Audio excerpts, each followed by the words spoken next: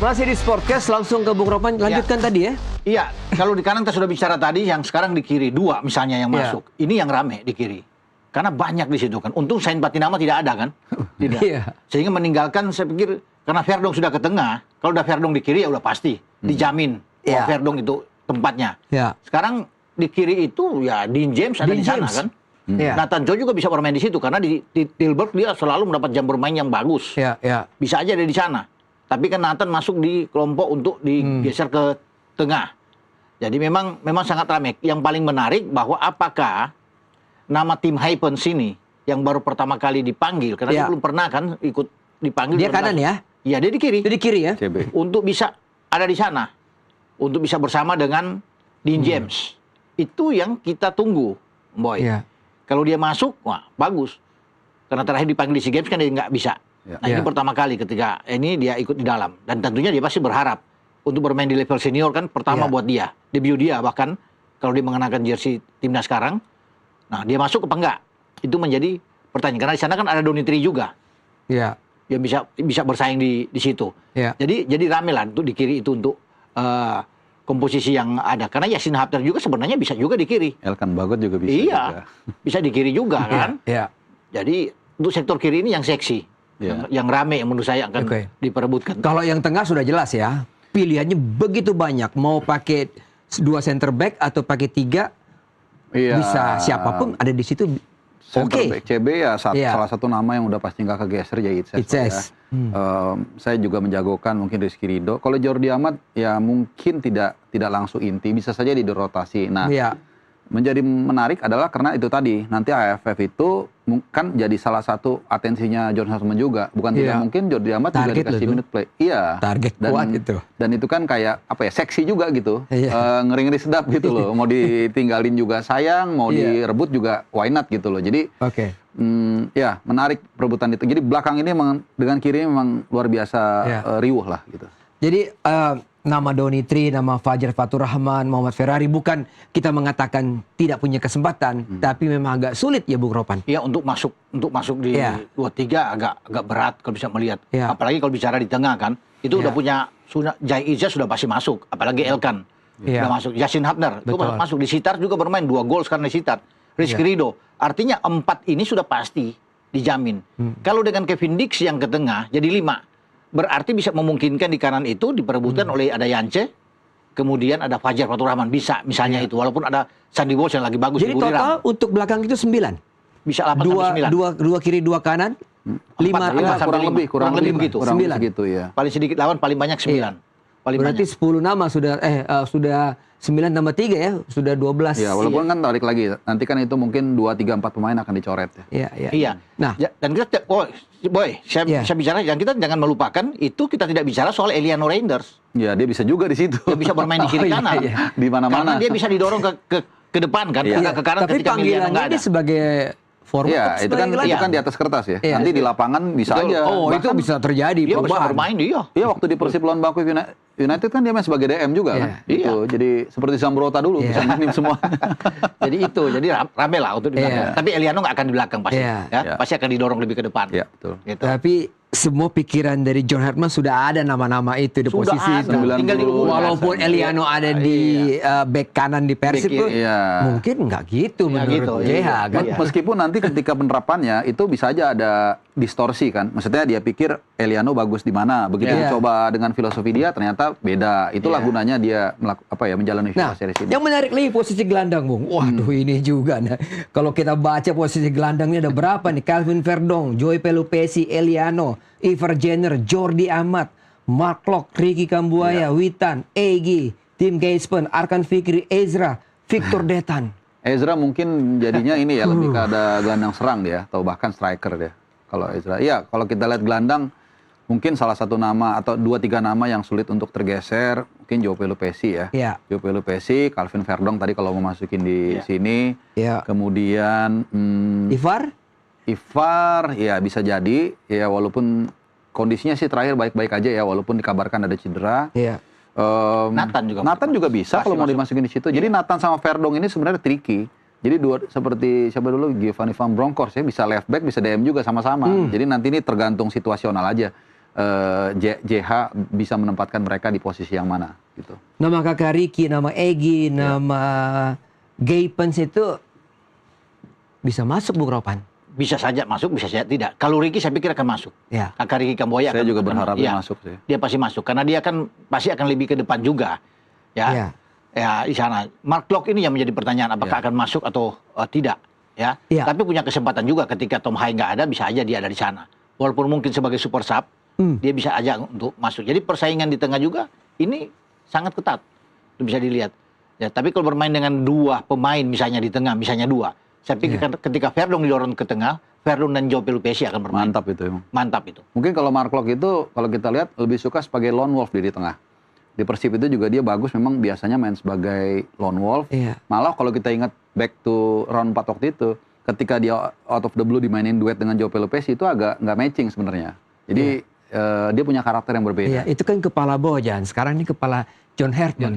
Bisa. Kita lihat makanya. Siapa tahu bisa juga. Sekarang posisi Tom Haye pun masih tanda tanya besar. Siapa kira-kira yang cocok? Ada Jordi Amat mungkin? Sebenarnya saya pengen ngelihatnya sih Ricky Kambuaya yang gantiin ya. Karena dia kita tahu umpan-umpannya seperti siapa dulu? Rod Gullit ya. Lawan China itu kan pakai terakhir dia main lawan Persija. Waduh. Iya, makanya kan. Kelas. Nah, itu dia. Kakak Ricky kelas. Betul. Kalau saya pribadi ya tentu balik lagi kan pelatih punya selera ya Bung Ropan. Iya.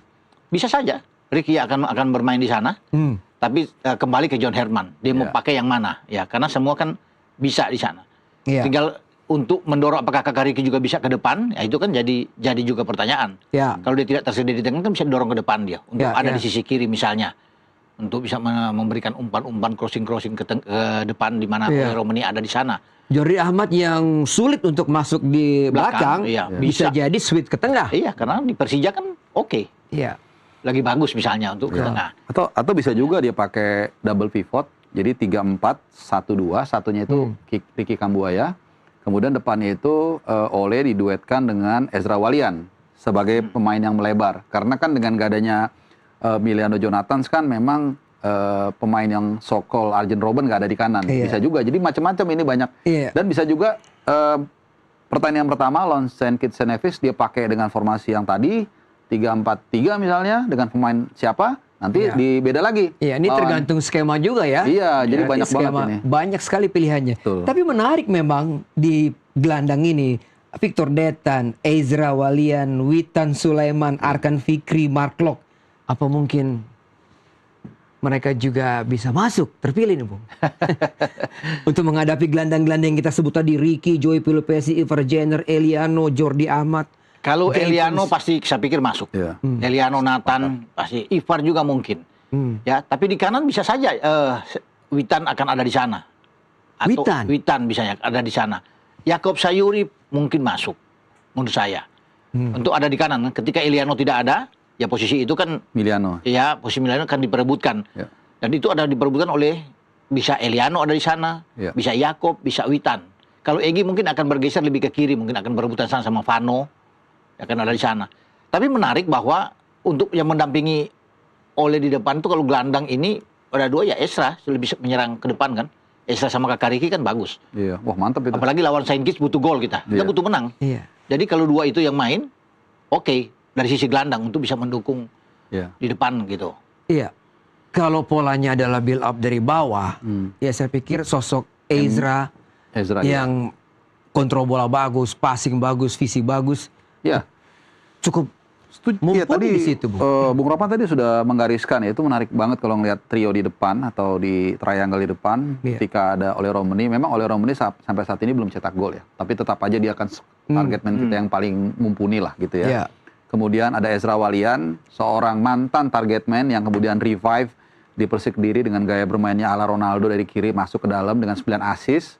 Kemudian didukung dari umpan-umpan tajam De Bruyne Indonesia kan. Ricky Kambuaya. Nah ini kan trio ini bisa punya privilege untuk mengurusi masalah lini depan. Jadi udah kalau kalian hilang bola nggak usah terlalu khawatir track back ke belakang. Yang penting tiga ini bisa punya daya gedor. Jadi saya pikir sangat menarik kalau bisa melihat bagaimana Ezra, Ricky dan Ole ini berkolaborasi dan plus juga menjadi representasi juga pemain BRI Super League kan. Berarti ada kakak Ricky sama dengan dengan Ezra Walian gitu. Victor Detan, Bung. Ini juga pemain muda yang potensial. Satu-satunya gitu dari PSM yang datang ya. Saya senang juga kalau dia dipanggil kan sebagai pemain muda. Betul. Dan dia menjadi harapan sebenarnya bagi John Herman karena di U23 juga kan sangat dibutuhkan. Berdarah Kanada juga, Bu. Iya. Oh iya. Cuma memang persaingannya ketat, Om Boy. Persaingannya sangat ketat ada buat dia. Eliano, ya. Itu di kanan dia. Agak ya kalau dia masuk nggak ada masalah juga. Cuma untuk bisa bermain di level senior, mungkin belum waktunya kayaknya bagi. Dan kalau di U23 oke, bisa bermain. Tapi untuk dia dipanggil sudah bagus. Untuk dapat kesempatan panggil di tim senior dengan pelatih baru seperti John Herman, ini disambut dengan baik oleh Victor Detan. Tapi kan posisi dia di kanan itu ya untung nggak ada Marcelino juga, nggak ada. Iya. Kalau ada Marcelino lebih ketat di depan itu di kanan. Sama-sama dari NTT juga. Iya. Ya. Bung Arpa, kalau kita bakukan 3-4-3, berarti posisi 4 gelandang tuh kali 2 ada 8 pemain ya. Dari semuanya itu. Berarti ada nama-nama siapa aja yang bisa bertahan. masuk bertahan di situ. Ya, tadi kan Joe Pelupesi. Kemudian Calvin Verdong. Ivar Jenner. Ricky Nathan, Ricky Eliano Renders, 6. Ya. Kemudian Jordi Amat mungkin. Jordi Amat bisa jadi. Saya lebih melihat karena dia nanti untuk proyeksi KFF. Iya. Kemudian siapa lagi gelandang tadi ya? Udah sebut semua. Ricky ada Gaypens, ada Egy juga masuk di situ sebenarnya. Egy agak sulit ya. Menurut saya sih agak sulit gitu ya. Ya kira-kira itu mungkin yang akan di hold sama John Hartman. Masih ada Mark Klok kan? Mark Klok agak 50-50 kalau saya sih dia panggil. Ya bisa iya bisa enggak. Gitu.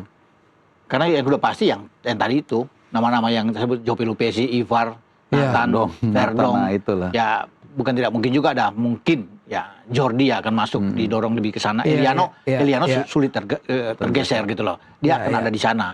Ya tinggal tergantung apakah dia main dari awal di starting 11 atau dia main sebagai super sub untuk main di babak kedua. Tapi kalau bilang namanya itu dia bagus di Persib, dia oke lah. Seakan-akan tidak tergantikan kan. Bagus dan bisa bermain di semua posisi. Ya, yang jadi pertanyaan apakah tim Havens akan masuk atau tidak? Nah, itu yang kita akan tunggu. Oke. Kita break lagi nih, Bung Arpa, Bung Ropan. Kita kembali lagi setelah pariwara berikut ini.